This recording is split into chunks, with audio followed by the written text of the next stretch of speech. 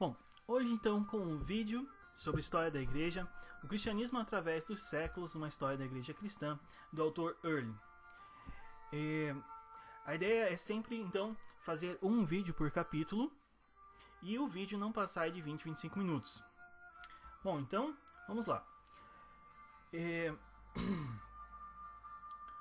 O autor ele vai dividir em vários períodos a história.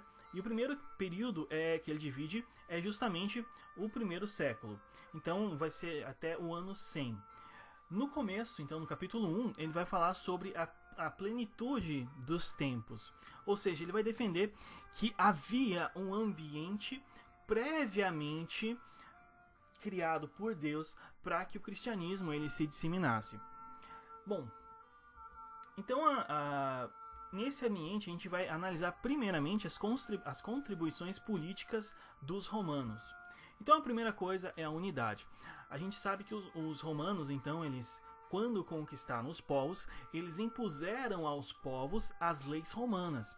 Os povos, sim, tinham uma certa liberdade para julgar, mas essa liberdade estava sobre um mínimo de leis romanas. A gente vê isso no Novo Testamento, quando os judeus tentam matar o Senhor Jesus, só que para isso eles têm que pedir autorização aos romanos, porque aos judeus eles tinham liberdade para julgar certas coisas, mas para matar eles não tinham essa liberdade. Então os romanos colocaram todos os povos do império sob uma mesma lei, e isso fez com que os povos pudessem entender que eles estavam sim sob uma mesma lei, que no caso o cristianismo vai dizer que essa lei é a lei do pecado e da morte. Então, segundo o autor, essa foi uma grande contribuição dos romanos. Agora, uma outra coisa é a mobilidade. A gente sabe então que o Império Romano ele acabou conquistando todas essas regiões em torno do Mediterrâneo. Então, em torno do Mediterrâneo, nós temos regiões que eram relativamente seguras. Se você tentasse viajar para fora do Império, você corria perigos ainda maiores. Claro, mesmo dentro do Império, haviam ladrões, haviam salteadores, mas fora do Império isso era bem pior. Além disso, antigamente haviam vários piratas no Mediterrâneo que praticamente impediam o comércio, impediam as navegações, e agora não. Aqui a gente tem uma região extremamente mais segura. Então a gente vê o que? Uma maior segurança no Império para que os cristãos eles pudessem pregar o Evangelho.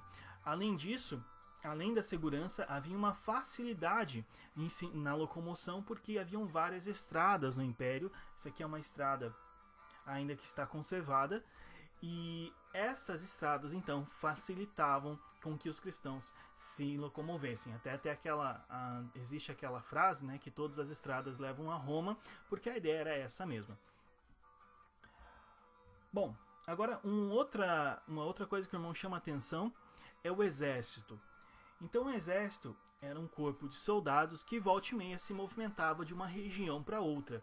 Só que, por exemplo, quando o exército estava na Gália, esse exército ele recrutava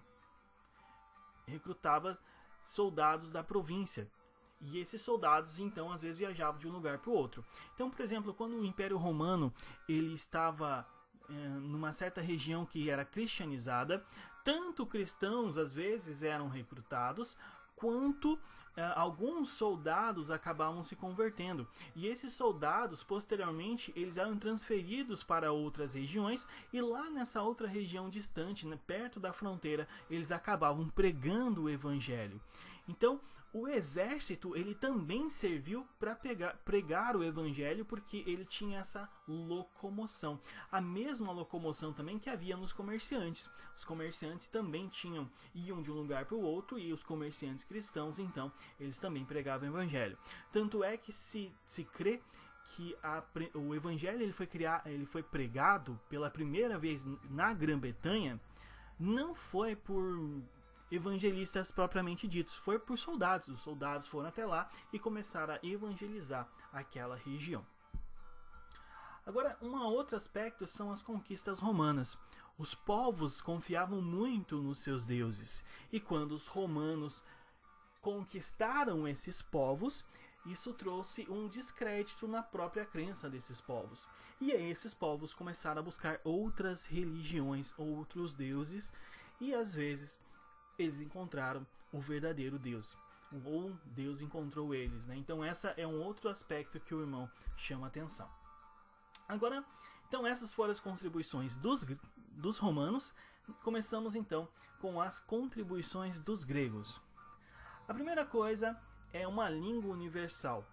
Quando Alexandre o Grande, isso foi antes dos romanos, conquistou uma boa parte ali do leste, incluindo Judéia, Ásia, parte ali do Mediterrâneo, ele tentou mesclar a cultura grega à cultura desses povos. E nisso ele criou a cultura helenista. Só que nessa cultura havia uma língua em comum, que era a língua koiné, que era o grego koiné. E esse grego koiné, ele se manteve em toda essa região até a conquista dos romanos. Bom, os romanos conquistaram militarmente os gregos. Entretanto, os romanos foram conquistados culturalmente pelos gregos. Não é à toa que os romanos pegam os deuses gregos e somente mudam o nome. Mas quando os romanos então conquistam todas aquelas regiões que falavam grego, eles não impuseram o latim. Eles continuaram deixando o grego como língua universal. Então, assim como o inglês é uma língua universal hoje, o grego era uma língua universal naquele tempo. Bom, e isso, claro, vai facilitar a disseminação do cristianismo, porque se você vai numa região onde fala essa língua grega, você não necessariamente precisa aprender aquela nova língua daquele povo. Você falar apenas o grego, você consegue se comunicar com as pessoas. E não é à toa que o Novo Testamento foi escrito em grego koiné. Agora um outro aspecto é a filosofia. E na filosofia nós temos dois aspectos principais.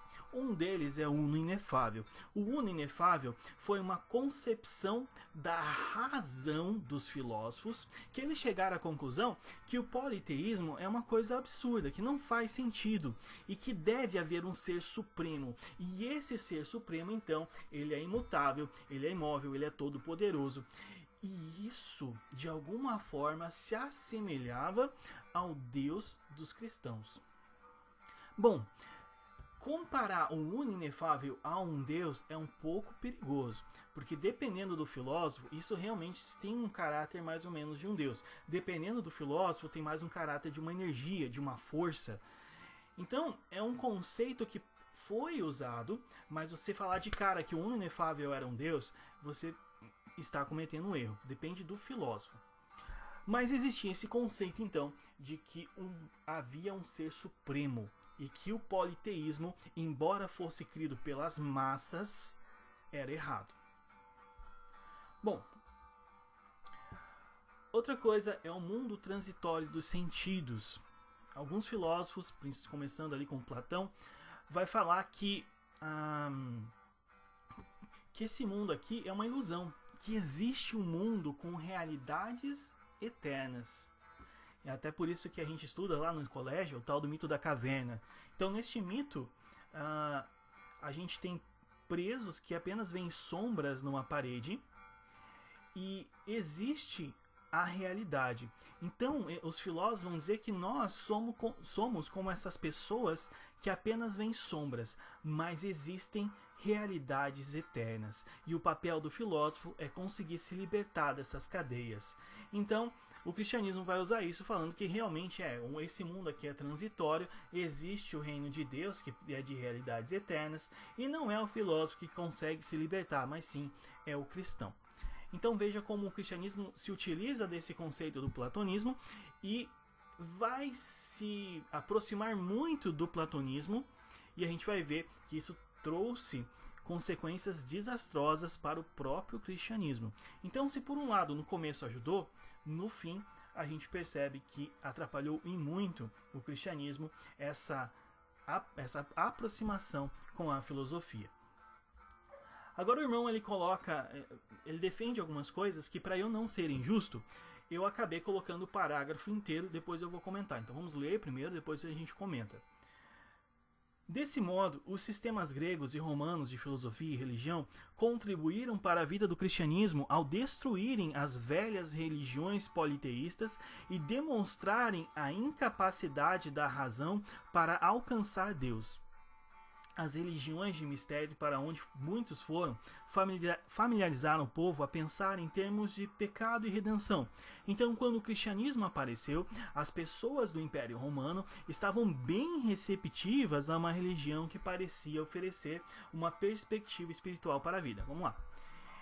Então, começando com a primeira frase. Desse modo, os sistemas gregos e romanos de filosofia e religião contribuíram para a vinda do cristianismo ao destruírem as velhas religiões politeístas e demonstraram a incapacidade da razão para alcançar a Deus. A primeira parte, beleza. A filosofia realmente destruiu com as velhas religiões politeístas. Claro, a massa, o popular, ainda acreditava nas velhas religiões politeístas, óbvio. Entretanto, em termos de filosofia, os filósofos não acreditavam naquilo. Mas a questão é o seguinte. Aí o irmão fala, demonstraram a incapacidade da razão para alcançar Deus? De forma nenhuma. Eu não concordo, porque o conceito de uno inefável que a gente viu não foi um conceito que veio através da revelação, como foi para os judeus. Deus se apresentou para os judeus através de uma revelação, mas esse conceito que foi criado na filosofia grega foi um conceito vindo da razão, e é por isso que fez com que os gregos confiassem mais na razão ainda. Os filósofos gregos tinham plena certeza que era somente através da razão que se conheceria a verdade. Não é à toa que Paulo fala que os judeus buscam sinal e os gregos sabedoria. Por que os judeus buscam sinal? Porque Deus se apresentou durante toda a história dos judeus através de sinais, através de revelações. Já na cultura grega, eles acabaram se desenvolvendo através da razão. Então, essa filosofia, ao invés de demonstrar a incapacidade da razão para alcançar a Deus, na verdade, fortaleceu a razão. E é por isso que era tão difícil pregar o evangelho a essas pessoas que criam na filosofia grega. Por quê? Porque eles buscavam sempre uma razão, e como Paulo fala, né, a cruz é uma loucura, é um escândalo para os judeus e loucura para os gregos. Bom, assim a gente também vê nos nossos tempos, né, quando a gente pensa em cientistas. Por que há tantas pessoas que estudam e ainda são ateus? Porque na verdade o homem é cego pela própria razão. Ele confia tanto na razão que não percebe aquilo que a própria razão prega a ele. Então a razão demonstra duas coisas quando você estuda: que existe um Deus e que o homem é pecador. Essas coisas são extremamente claras.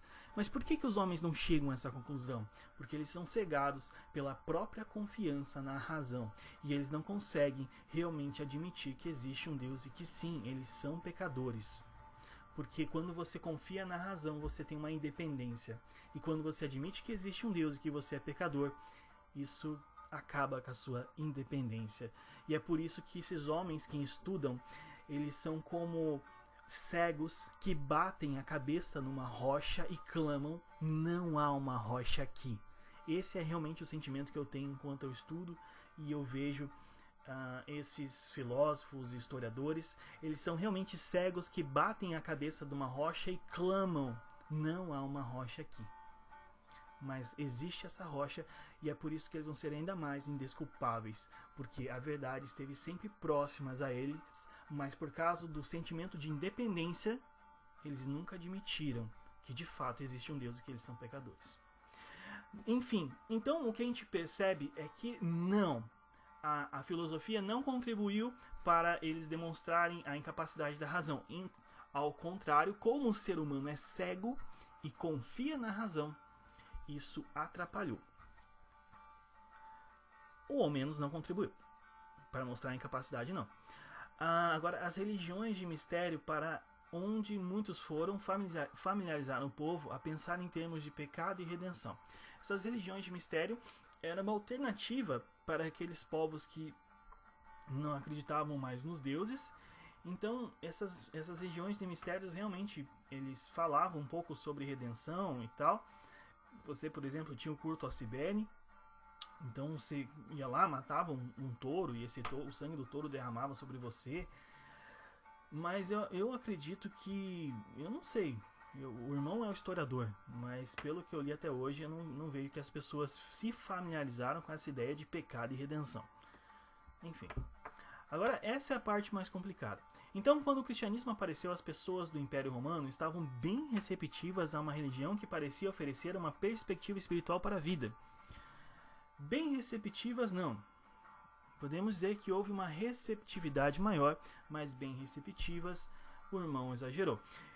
Nesse parágrafo, eu percebo que há no autor um certo romantismo sobre as condições que Deus, na sua eternidade, planejou para que o cristianismo se propagasse. Sim, Deus preparou, mas há um certo romantismo aqui do autor, segundo o que eu penso. Agora, contribuições religiosas dos judeus. O monoteísmo, sim. Os judeus, quando eles foram dispersos, a gente sabe que os judeus, eles foram não os judeus, mas os israelitas, eles se dividiram e formaram o Reino do Sul, que era a capital Jerusalém, e o Reino do Norte, que era a capital Samaria. Samaria foi destruída pelos assírios e Jerusalém foi destruída pelos babilônicos.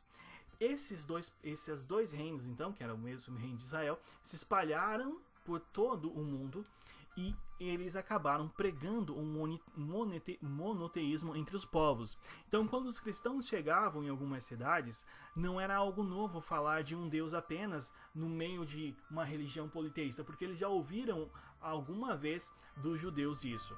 Então, o monoteísmo não era um conceito novo nas regiões onde o cristianismo chegava. É até uma coisa interessante que eu estava lendo um livro sobre os pré-socráticos e eu acho que certas coisas que os pré-socráticos falavam teve contribuição dos judeus. Então, por exemplo, a gente tem aqui a Grécia e os pré-socráticos, os primeiros filósofos, ou seja, os filósofos que vieram antes de Sócrates, eles não surgiram na Grécia. Eles surgiram aqui onde hoje é a Turquia. Naquela época eram colônias gregas. E aqui que vai surgir os pré-socráticos. Bom, agora é o seguinte. Lendo este livro dos pré-socráticos, eu encontrei um autor que fala algo muito semelhante ao Deus dos judeus. Este autor ele surge mais ou menos perto do ano 600 a.C. Bom, porque na minha opinião há uma influência dos judeus nessa fala do autor. Se a gente vem aqui na Bíblia em Joel 3, a gente percebe no versículo 6 que diz: E vendestes os filhos de Judá e os filhos de Jerusalém aos filhos dos gregos para os apartar para longe dos seus termos. Então, os judeus eles foram apartados, eles foram levados até os gregos. No caso dos filhos de... no caso do Reino do Norte, eles foram levados até... eles foram levados no ano 721, certo? E esses filósofos, eles surgem mais ou menos ali perto do ano 600. E agora, olha o que um pré-socrático chamado de Xenófanes ele vai falar. O todo é um, designou isso também Deus. Afirmou que Deus está implantado em todas as coisas, que ele é suprassensível, imutável, sem começo, meio e fim, imóvel. Um Deus é o maior entre os deuses e os homens, e não é comparável aos mortais, nem quanto à figura, nem quanto ao espírito. Ele vê em toda parte, pensa em toda parte, e ouve em qualquer lugar. Então a gente percebe como esse conceito de Deus desse filósofo se aproxima do conceito judaico de Deus.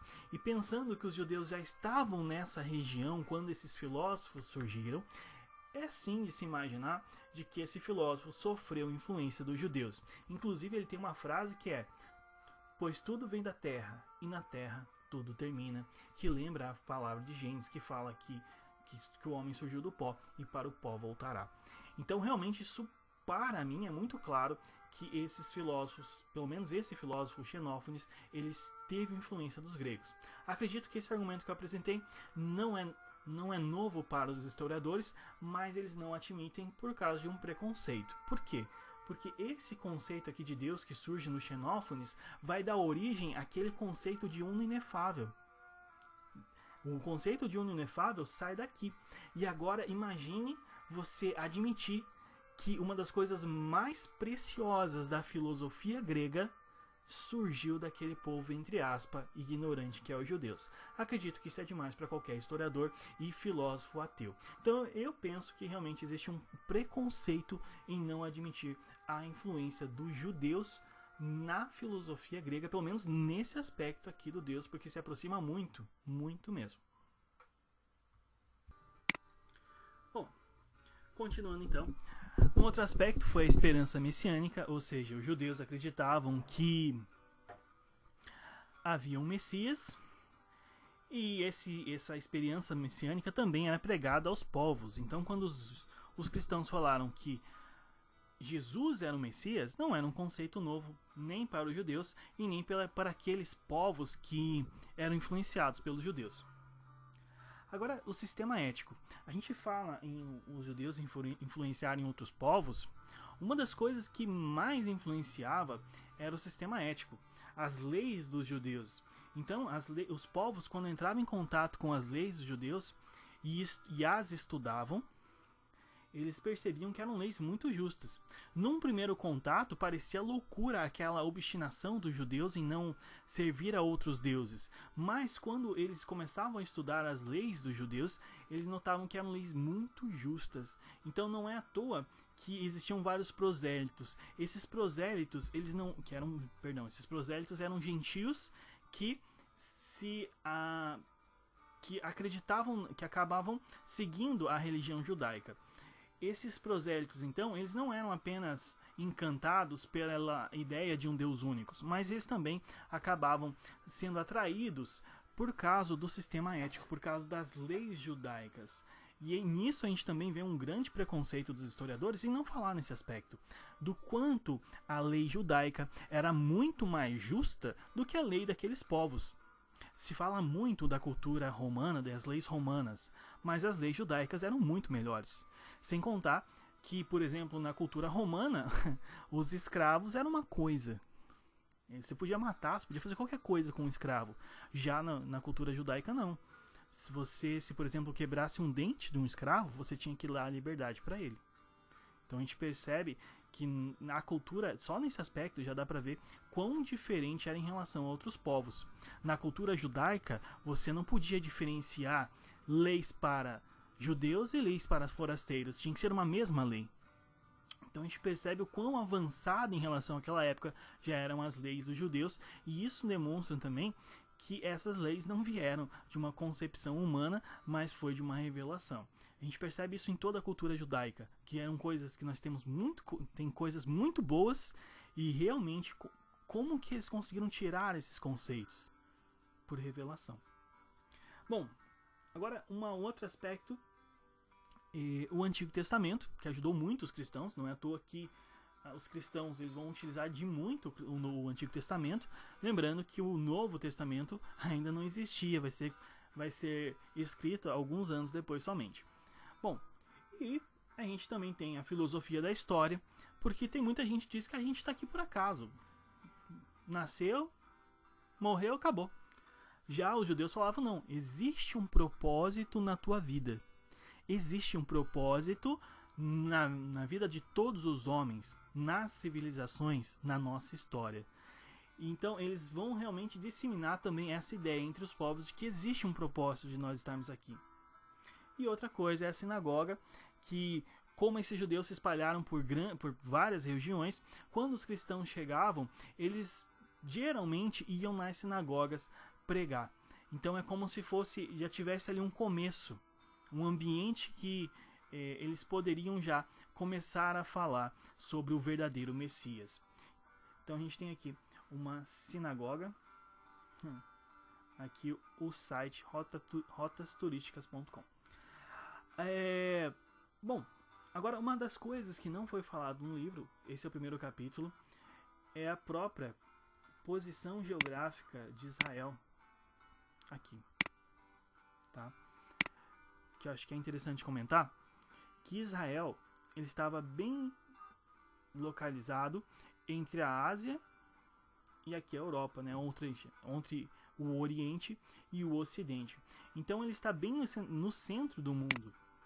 E isso com certeza não foi por acaso, para que facilitasse também a disseminação do Evangelho em todas essas regiões. Se Israel ficasse num cantinho lá no final do mundo, seria mais difícil de pregar o Evangelho. Então esse também é um outro aspecto, o aspecto geográfico, a posição geográfica de Israel, que o autor não cita, mas tem outros autores que citam a posição geográfica de Israel como importante também. Então é isso. No próximo vídeo nós vamos ao capítulo 2. Até lá!